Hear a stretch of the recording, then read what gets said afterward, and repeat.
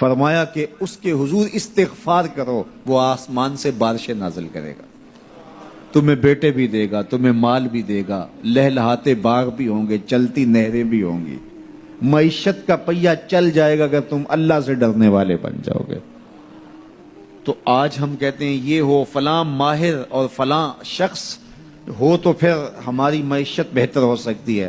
اللہ نے کہا استغفار کرنا سیکھ لو، میں تمہارے لیے رحمتوں کے دروازے کھول دوں گا، رحمتوں کے در کشادہ کر دوں گا، پیچیدگیاں ختم ہو جائیں گی، مشکلیں آسان ہونے لگیں گی اگر تم اللہ سے ڈرنا سیکھ جو، اس کے حضور استغفار کرنا سیکھ جو۔ اور اگر تم ایسا نہیں کرو گے تو تمہارے اوپر نیچے سے عذاب نازل ہوگا۔ وَهُوَ الْقَادِرُ، وہ اس بات پہ قادر ہے، ان یبعث علیکم عذاباً، کہ وہ تمہارے اوپر عذاب نازل کرے، تمہارے اوپر سے، تمہارے نیچے سے۔ اللہ اکبر۔ اوپر کا عذاب کیا ہے کہ آسمان سے پتھر برسیں، نیچے کا عذاب کیا ہے زلزلے آئیں، یا پھر زمین فصل دینا چھوڑ دے، زمین بنجر ہو جائے، یہ نیچے کا عذاب ہے۔ حضرت عبداللہ ابن عباس رضی اللہ تعالیٰ عنہ فرماتے ہیں اوپر کا عذاب یہ ہے تمہارے حکمران نااہل ہوں، اور نیچے کا عذاب یہ ہے تمہاری اولادیں نافرمان ہو جائیں۔ یہ اوپر اور نیچے کا عذاب ہے جس میں تمہیں مبتلا کر دیا جاتا ہے۔ یہ کب ہوتا ہے؟ جب تم اللہ کے حکموں کے نافرمان ہو جاؤ۔ جب چند لوگ اللہ کے نافرمان ہو جاتے ہیں تو پھر ان چند لوگوں کو انفرادی اذیتوں میں اور مشکلات اور پیچیدگیوں میں مبتلا کیا جاتا ہے۔ لیکن جب کوئی قوم من حیث المجموع اللہ کے حکموں کو توڑتی ہے اور اس کے حکام سے روح گردانی کرتی ہے تو پھر پوری قوم کو مشقتوں میں، اذیتوں میں، تکلیفوں میں مبتلا کر دیا جاتا ہے۔ اس کا علاج کیا بتایا؟ استغفار۔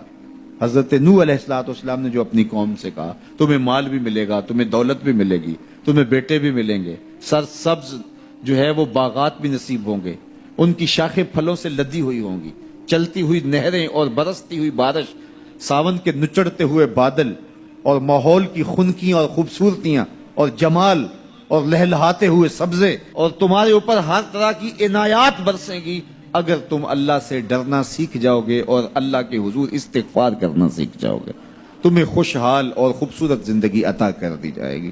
اللہ اکبر۔ لیکن اگر تم ایسا نہیں کرو گے تو تمہاری معیشت تنگ کر دی جائے گی۔ استغفار کریں، تقوی کے خوگر ہو جائیں، شکر کرنے کی عادت ڈالیں۔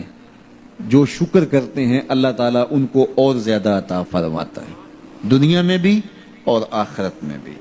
اس طرح دوسروں کی پریشانیاں دور کریں، اللہ آپ کی پریشانیاں دور کرے گا۔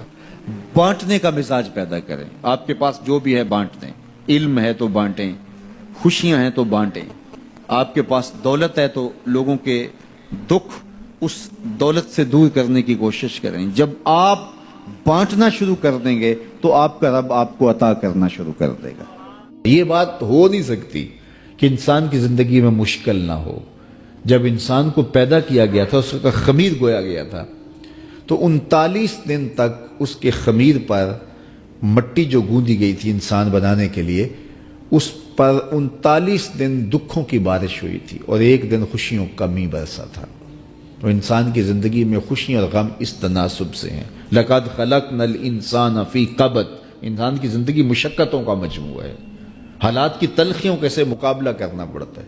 لیکن حالات مشکل ہو جائیں تو ان سے نکلنے کا راستہ کیا ہے؟ تو سنیے قرآن کیا کہتا ہے، وَمَن يَتَّقِ اللَّهَ يَجْعَلْ لَهُ مَخْرَجًا وَيَرْزُقْهُ مِنْ حَيْثُ لَا يَحْتَسِبُ، جو اللہ سے ڈرنے لگ جاتا ہے، تقوی اختیار کر لیتا ہے، تو پھر اللہ تعالیٰ جل شانہ اس کے لیے مخرج پیدا کر دیتا ہے، یعنی اس مصیبت سے نکلنے کے اللہ راستے دیتا ہے۔